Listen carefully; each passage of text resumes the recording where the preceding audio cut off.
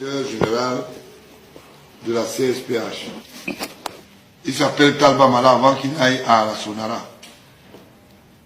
Ils ont fabriqué un certain nombre de bons. Et ces bons qu'ils ont fabriqués ont prêté le flanc à l'inauguration de son immeuble qu'il appelle, moi j'appelle ça l'immeuble des Messes Noires, la CSPH. Il a voulu faire inaugurer cet immeuble au chef de l'État et il parlait d'une affaire d'investissement de 7 milliards et demi. Or, loin s'en faut, et il y avait le Bogo qui avait déjà appartenu avec l'histoire de la CRTV. Elles sont complices, et c'est lui qui livrait le sable et les vitres qu'on achetait à Dubaï, un certain nombre de meubles. Lui-même, il a donné quelques marchés à certains de ses amis, parmi lesquels Grégoire Ona. Grégoire Ona ne peut pas nier. Il a touché des factures, lui, si oncle, madame, a fait des voyages avec cet argent. C'est pour ça que je parle de ça. À l'inauguration, Grégoire Ona lui a dit, comme tu m'as donné beaucoup de marchés, je vais faire tout pour que le président national soit là. Il a pesé de son poids, mais le poids n'a pas ramené M. Paul Biya pour l'inauguration de cet immeuble. Ils ont attendu ce jour-là jusqu'à 11h30. Je prends à témoin Chief Enoni à l'époque, qui était Premier ministre. Toute honte vue. Chief Enoni est venu faire cette inauguration en disant que le chef d'État a signalé qu'il y avait un handicap. Or, c'était simplement pour démystifier leur vol. Le chef de l'État n'avait pas encore donné l'accord. Mais comme Belinga et Boutou à l'époque étaient aux affaires, le feu Belinga, l'homme au corne de diable, comme on le dit, c'était la manipulation. Et pour cette inauguration, ça a facilité la tâche à Madame Belinga qui travaille dans une institution que je vais citer, AES Sonel, sa seconde épouse bien sûr, de gagner beaucoup de marchés. Serge Belinga, son fils, a gagné beaucoup de marchés pour la construction de la CSPH. Vous comprenez que ce n'est pas de mauvais ton de savoir que la maman de Franck Biya, celle qui habite du côté du Golfe, a gagné beaucoup de marchés. C'était l'immeuble des marchés des petits amis. C'est pour cela qu'il sera interpellé, entre autres. La même maman de Franck Biya a gagné le marché pour construire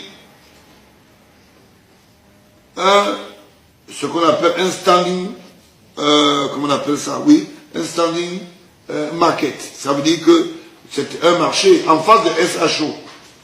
Le chantier que vous voyez abandonné là, c'est le chantier de la maman de Franck Biya.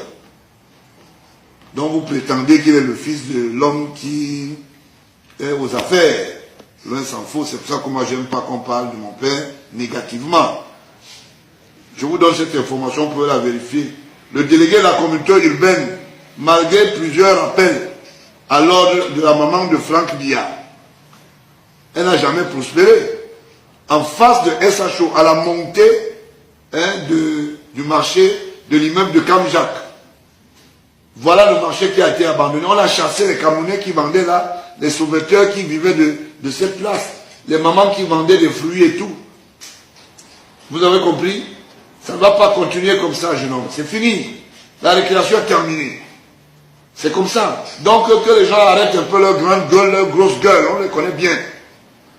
Est-ce que vous saviez que la maman de Paul Biya, de Franck Biya était une prédatrice? Et elle a le courage de dénoncer. Vous savez de quelle région elle est? Vous pensez que quand je parle de Kamto, je ne veux pas parler des Akonoliga?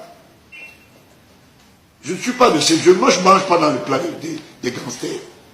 C'est pour cela que je suis très mal à l'aise. Quand vous dites des choses, vous pensez qu'on va dire. Le problème, par exemple, de Femme Nougou n'est pas seulement sur l'histoire comment vous appelez ça, des parchemins que vous appelez les ordinateurs. Non, c'est pas ça. Femme Nougou est un prédateur. Il a fait une concurrence de la par exemple, à Soin. Il a construit des chambres et tout un quartier résidentiel pour combattre l'État. Il a volé, je le dis, volé à l'argent avec l'actuel, comment vous l'appelez, Soso, qui est son beau-frère.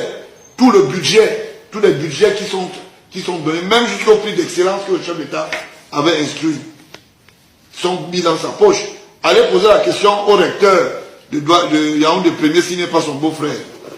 Pour votre bonne nouvelle, vous savez pourquoi est-ce que sa femme est partie du FECOM à l'époque de Ndondon?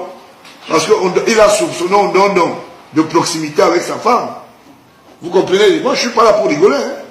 Et je le dis, et je veux le dire fermement, que ceux qui s'amusent avec le Cameroun, c'est ce qu'ils vont trouver Baola en face. Et je ne suis pas seul dans ce combat. Vous comprenez? Donc, quand il a gagné les marchés à travers Ndondon a fermé boutique. Ils ont commencé à prétexter que Ndondon est allé construire un marché à la première dame au niveau de Vomeka. Et c'est pour cela que le chef d'État était pas content de Ndondon, que ça faut. C'était un projet du FECOM, comme dans toutes les villes, hein, on peut construire le marché. Et à cette inauguration, ils peuvent choisir n'importe quelle personnalité pour venir inaugurer cela. On a dû maquiller cela. Il a voulu gagner le chantier de la maison qui est actuellement à côté de cette maison, à côté à l'entrée de la présidence, où on a voulu donner un domicile. Le FECOM disait qu'il construit la maison de résidence du chef d'État après la présidence de la République. Le chef d'État les a rabattu le calcaire. Ce que je vous dis, c'est ce que je parle avec mon père. Ce n'est pas une histoire du quartier. Parce que les gens bavardent beaucoup là, le bavardage inutile. Vous comprenez? Donc, quand je regarde, quand je vous dis que Femme Ndongo, je vous donne les injecteurs. Je n'ai pas besoin de dire des choses pour faire des commentaires. Grégoire, on a c'est la même chose. Quand je dis par exemple que le ministre d'État, j'ai enlevé l'État, je mets plutôt le ministre Laurent Esso. C'est parce qu'il a détourné les biens de l'État, le patrimoine foncier, avec Atout a l'interdiction de sortie maintenant.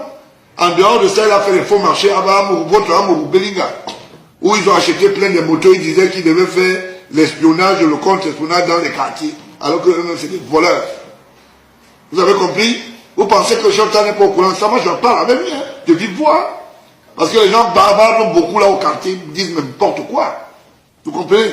Donc, Laurent Esso a tout un quartier qu'il a acheté à travers le patrimoine de l'État, à travers la liquidation ONCPB, dont il a autoproclamé son petit bandit d'Atou pour qu'il gère ça. Dès que vous interpellez Atou, il intervient. Pourquoi? Parce qu'il sait ce qu'il fait. L'histoire du bateau, de la rénovation des bateaux, lui et son frère Moudiki, ils se sont assis, ils ont dit Mbana et là ils se sont reconnus comme des doigts là. Vous pensez qu'on va laisser tout ça? C'est pour vos beaux yeux. La femme de Moudiki et la femme de l'autre, Laurent, ce sont des amis. Et des amis intimes. Parce que c'est des prédatrices.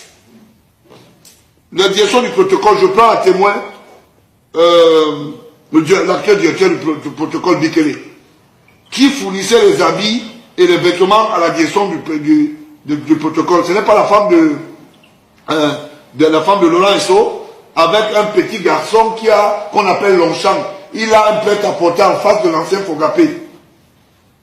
À l'avenue Kennedy, je donne les indications, je mets quiconque en défi.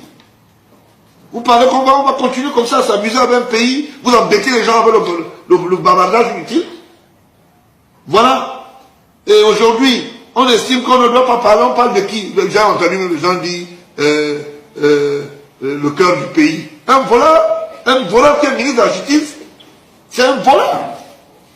J'indique, s'il est capable qu'il fasse se démentir dans votre média, je le dis tous les jours. Vous avez compris? Que les gens arrêtent de nous embêter avec des filous. Qu'ils passent le temps à croire qu'ils sont des grandes personnes. Alors donc, vous pensez que elle n'est pas indiqué d'interpeller M. Cavaille, qui est dans son immeuble de Kamensur, qui est sa société d'assurance, qu'il a mis en liquidation. Il a vendu quelques actions aux Marocains, qui sont ses amis. Ces Marocains avec lesquels il a volé, avec Atarmakoun, a volé, je mets volé. Hein?